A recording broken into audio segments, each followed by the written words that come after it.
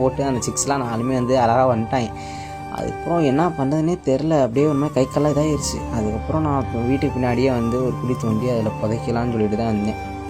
அது நம்ம அவ்வளோ ஒரு எப்படி சொல்கிறது, நம்ம எல்லாமே ஒரு மாதிரி இழந்து இப்போ எந்தாவது சண்டை போட்டாலும் சரி, உங்களுக்கு எந்த டிப்ரெஷன் இருந்தாலும் நான்லாம் வந்து இந்த புறாக்கள் கூட தான் உட்காந்துருப்பேன்.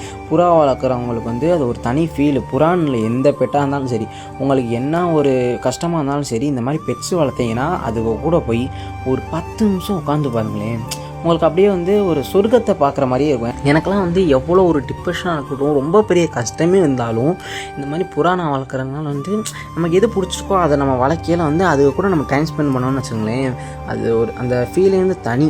இது வந்து புறான்னு இல்லை, நீங்கள் எந்த பெட்டு வளர்த்தாலும் அதுக்கிட்ட போய் ஒரு 10 நிமிஷம் மட்டும் உட்காந்து பாருங்கள், அந்த ஃபீல் எப்படி இருக்குன்னு நீங்களே அடுத்து சொல்லுவீங்க. நான் வந்து எல்லாத்தையுமே வந்து எனக்கு இவங்கள்ட்ட வந்து பேச முடியாது, ஆனால்